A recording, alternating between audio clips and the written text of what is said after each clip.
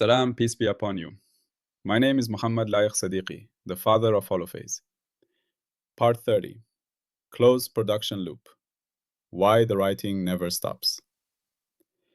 Remember the language we are learning. There is one field, phi, the holophase, one continuous cyclic movement from which all of reality unfolds.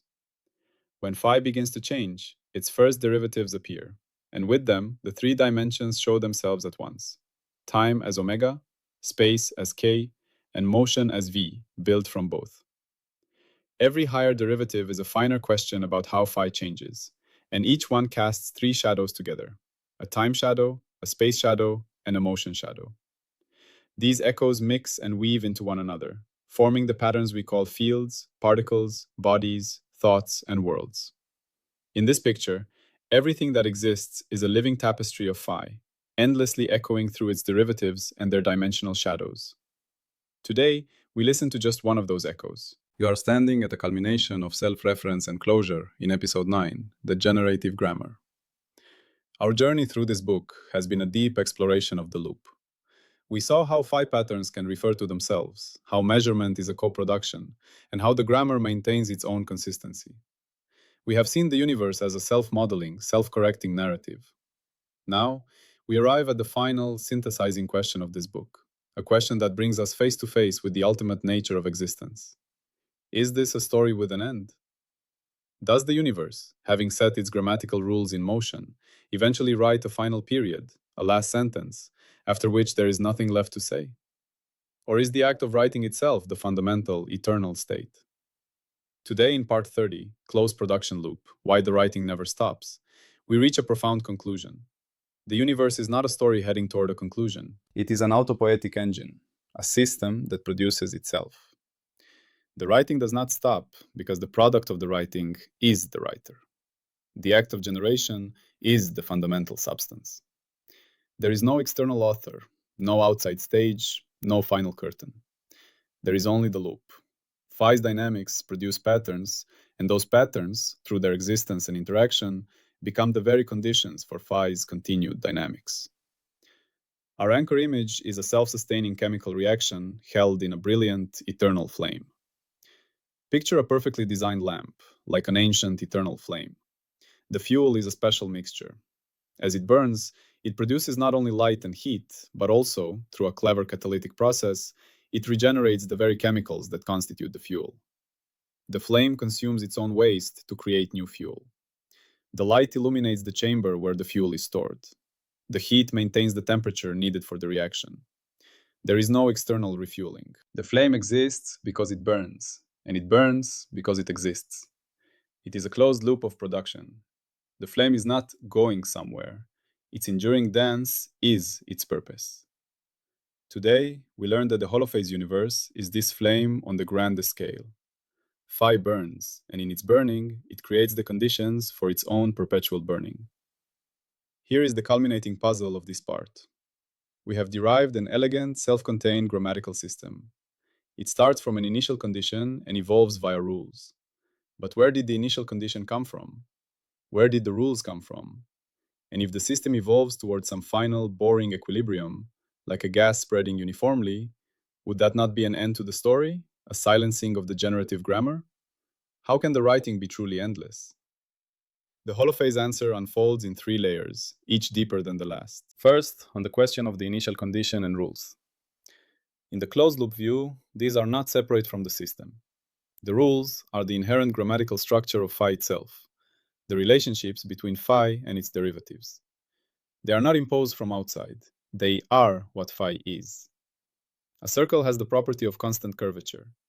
Phi has the property of generating omega and k when it changes. This is its nature.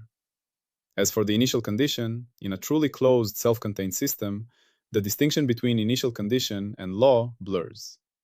The so-called initial condition may simply be a particularly simple or symmetric state that the system passes through on its eternal cycle.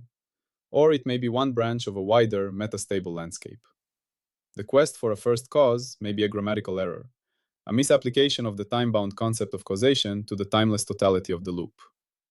In the flame, you can ask, which part of the flame came first? The question has no meaning.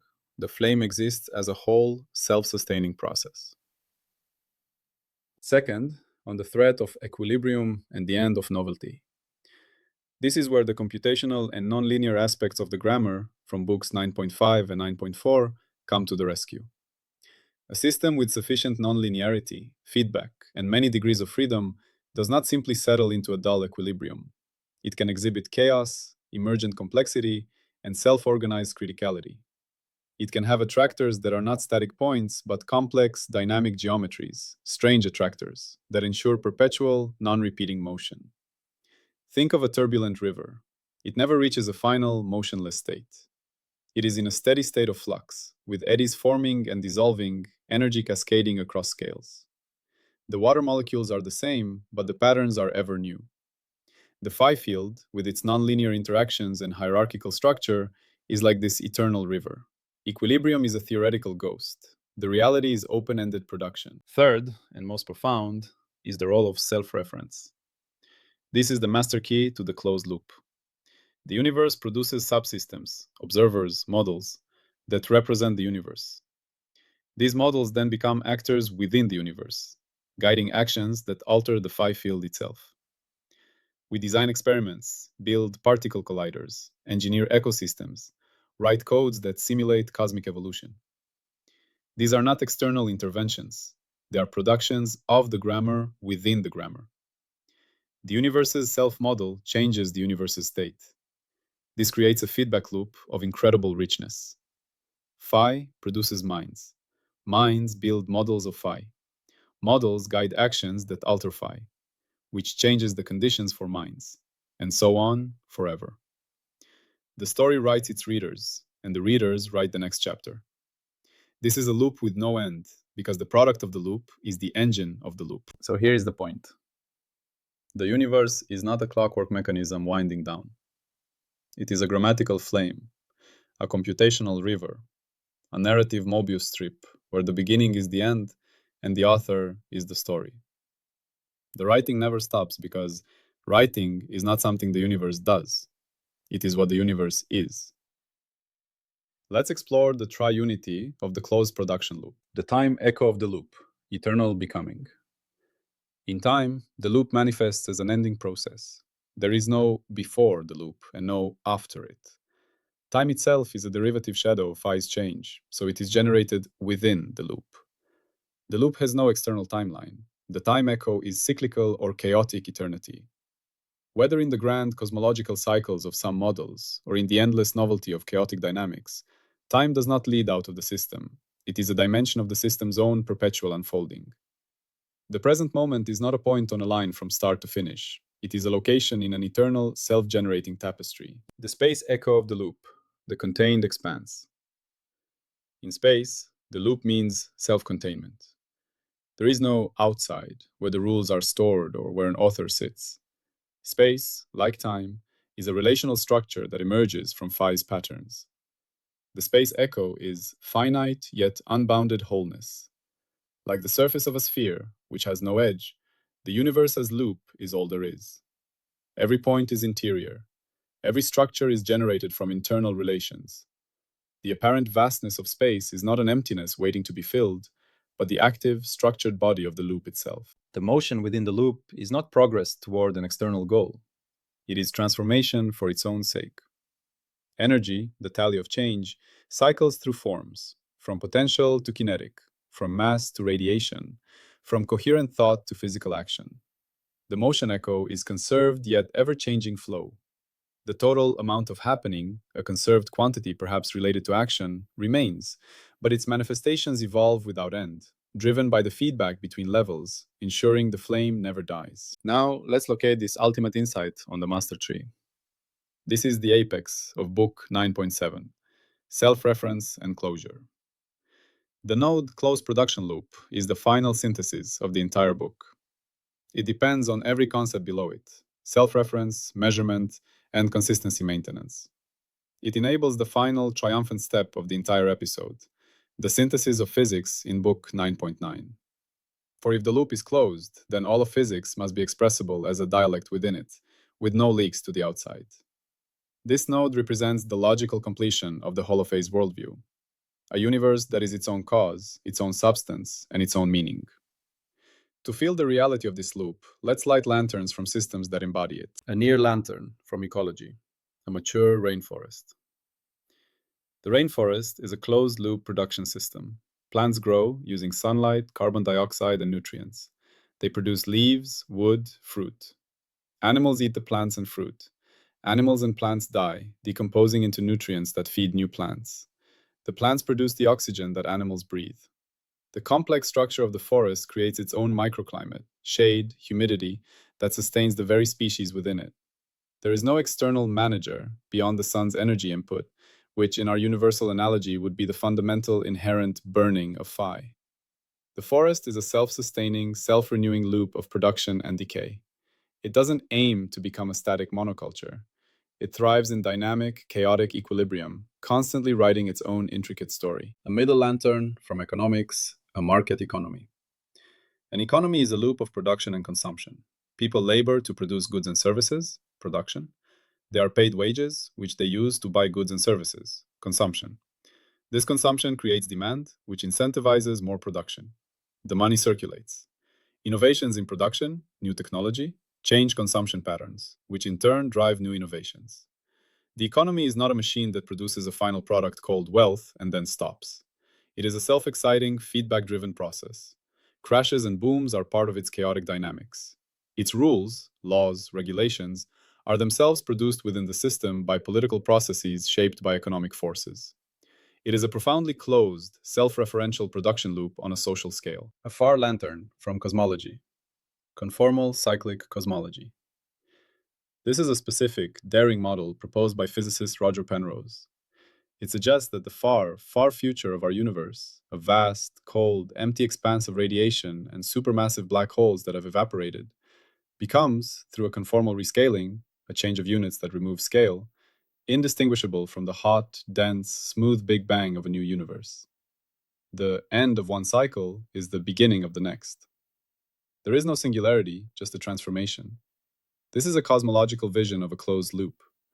The universe's own late-time state provides the initial condition for its own rebirth. All information is preserved, but scale is reset. This model, while speculative, is a concrete attempt to describe a physically closed, endless production loop where the writing of one cosmic story seamlessly becomes the parchment for the next. From the rainforest to the market to the cosmos itself, a unifying theme. Enduring, complex systems are not linear chains of cause and effect leading to an end. They are recursive, feedback-rich loops, where outputs become inputs, where products shape their own production, ensuring unceasing activity and novelty within a bounded whole. What then is the specific language role of the closed production loop? It is the metagrammatical rule of self-containment. It is the statement that the Holophase language is semantically complete and syntactically self-sufficient. There is no need to refer to any dictionary or rulebook outside of phi and its own derivative grammar. All questions, all answers, all stories, and all storytellers are generated within the text. It answers the ultimate meta-question. What is the context for this language? With the answer, the language itself. The core question this part asks about phi is, how can the dynamical evolution of the phi field be understood as a self-contained, self-sustaining process that requires no external causation or teleology? And how does this closure manifest in the unending production of novel, structured phenomena? We are moving from asking how the universe writes stories to understanding why the act of writing is existential, eternal. What does this closed loop do? It provides a complete, non-leaking metaphysical framework. It dissolves the need for a first cause or an external designer. It explains the perpetual novelty and dynamism of the observed world. It grounds meaning and purpose as internal, emergent properties of the system's own self-modeling dynamics. Now, stability and closure. The concept of a closed production loop is a logical and physical ideal. It holds as a consistent philosophical framework and is a guiding principle for theory building. It faces challenges from empirical observations that seem to suggest an absolute beginning, like the Big Bang singularity, or a bleak terminal equilibrium, heat death. However, as the conformal cyclic cosmology example shows, creative solutions within physics can address these. The loop breaks down if we ever discover incontrovertible evidence of influences from outside our spacetime continuum. signals, energies, or entities that cannot be traced to any antecedent state within our universe's causal history. It would also break down if the universe's evolution were proven to be algorithmic and halting, like a computer program that eventually prints halt. This brings us to our final grand falsifiability test. Can the universe be shown to be open? The central claim. All changes in the effective laws of physics over time or across space, such as the running of coupling constants, phase transitions in the early universe, or apparent variations in fundamental constants, must be derivable from the dynamics of a single, self-contained phi-field theory. No changes should require ad hoc external interventions or updates to the fundamental grammar. Furthermore, the universe's evolution should not be heading toward a simple, static, and eternal equilibrium that permanently halts all structured change, a true heat death that is not a gateway to a new cycle. Concrete measurement scene, testing the constancy of fundamental constants over cosmic time. We look for evidence that the laws themselves have changed. One key test is the fine structure constant, alpha, which governs the strength of electromagnetism. If alpha has changed over the universe's history, it might suggest an open universe where laws are not fixed. We use distant quasars as natural laboratories. Light from a quasar passes through ancient interstellar gas clouds billions of light years away. Atoms in those clouds absorb light at very specific frequencies set by alpha. By analyzing the absorption lines in the quasar spectrum with extremely high precision spectrographs, we can check if the patterns match those produced in labs today, or if they are slightly shifted, indicating a different value of alpha in the past. The pass condition, validation for a closed loop. The measurements show no statistically significant variation in alpha over billions of years. This supports the idea that the fundamental grammar is fixed and timeless, a stable rulebook for the closed loop. Alternatively, if a very specific, smooth variation is detected, it must be explainable by a dynamical field within the phi framework, like a slowly rolling scalar field, a type of phi pattern, whose evolution naturally changes the effective alpha. This would be a change within the loop, not an external tweak. For example, some theories of dark energy incorporate such rolling fields. If the observed variation matches the prediction of such a phi-based model, it still supports closure. The fail condition. Falsification of closure. We detect large, arbitrary, or discontinuous jumps in fundamental constants that cannot be reconciled with any smooth dynamical evolution of a self-contained field theory. For instance, if alpha had one value in galaxies 5 billion light-years away, a radically different value in galaxies 10 billion light-years away, and then returned to today's value with no coherent field model to explain it, it would suggest rule changes imposed from outside the system. Even more damning would be the clear observation of the universe settling into a final, zero-temperature, maximally entropic state where all gradients have vanished, all structures have evaporated, and no further coherent change is possible forever. This true heat death would be the loop stopping, the flame going out. While this is the prediction of simplistic thermodynamics, a closed-loop universe must have a way to avoid it. Perhaps through quantum resurrection, cyclic models, or the inherent instability of nothingness. This falsifiability ensures that the majestic idea of a closed production loop remains a scientific hypothesis, vulnerable to the verdict of telescopes, spectrographs, and the ultimate fate of all things. Let's cultivate a practical recognition skill. You can train your mind to recognize closed-loop thinking in any system that sustains itself through internal feedback, where the causes and effects are circular, and where the system's activity is its own reason for being. Listen to a great piece of self-sustaining music, like a fugue or a minimalist composition. The musical theme is introduced. It is then played against itself, inverted, sped up, slowed down. The development arises entirely from the internal manipulation of the initial material. There is no external plot. The music's meaning is its own unfolding structure. It doesn't progress to something outside itself. It elaborates itself. When it ends, it feels complete, but the patterns could, in principle, loop or evolve forever. Observe a lively, good faith debate or dialogue. One person makes a point, the other responds, building on it or challenging it. The first refines their idea in light of the response. The conversation generates new insights that were not in either participant's mind at the start. The dialogue is a closed loop of meaning production between the two, creating a shared, evolving understanding that feeds back into each participant's thoughts. It has no predetermined endpoint. Consider a healthy immune system. It doesn't wait for external commands. It constantly patrols, generates a diverse repertoire of cells, learns from encounters with pathogens, and remembers. Its activity is continuous self-maintenance. Its product is its own ongoing integrity. It is a biological closed loop of defense and repair. Whenever you see a system whose purpose is its own perpetuation, whose outputs fuel its inputs, and which creates novelty from its own internal relations, you are seeing a closed production loop. You are seeing a miniature universe. We must connect this ultimate insight directly to our entire Holophase journey. In the previous part, we saw how the grammar fixes errors. Here, we see that the grammar has no need for an external corrector because it is the totality. The loop is the final, elegant answer to the quest for a complete theory. We haven't added a god, a multiverse, or a brute fact. We followed the logic of a single, cyclic field to its inevitable conclusion. A self-contained, self-explaining, eternal process of articulation. One field, phi, whose nature is to change, and whose changes generate the stages, the actors, the scripts, and the ongoing performance of reality itself. If you want to see the full mathematical derivations and exact equations behind this idea, the formal criteria for a theory to be background independent and self-contained, the analysis of cosmological models as dynamical systems, the information theoretic treatment of self-reference in physical law, you can search for Holophase on Zenodo. There, you will find the scientific papers that this audio journey is built on. Let us pause here at the close of book 9.7 and feel the closure. We have traveled from the alphabet to self-reference, through measurement and consistency, and arrived at the loop. The generative grammar is now fully unveiled, a closed, self-sustaining, self-referential engine of narrative. Our journey in episode 9 has one final glorious task. We have the complete grammar. Now we must show that it is not just a beautiful abstraction. We must demonstrate its power by Varte.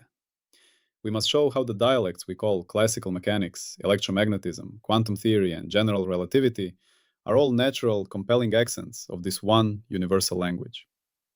This is the work of Book 9.9, Synthesis of Physics, where we will witness the unity of all physics emerging from the single source of phi. Before we end, the mandatory zoom out to hold our scope. The closed production loop is the total picture. One field phi, plus its infinite tower of derivative questions, plus the dynamical principle, like an action, plus the initial condition that is inseparable from the dynamic whole. From this, everything, every force, every particle, every thought, every galaxy, and the very space-time they move in, is generated in an endless, self-fueling dance of articulation. We have learned that the universe is not a book being written. It is the act of writing itself eternally. As we conclude, hold the image of the eternal flame. The fuel is phi. The fire is its change. The light is the world we perceive.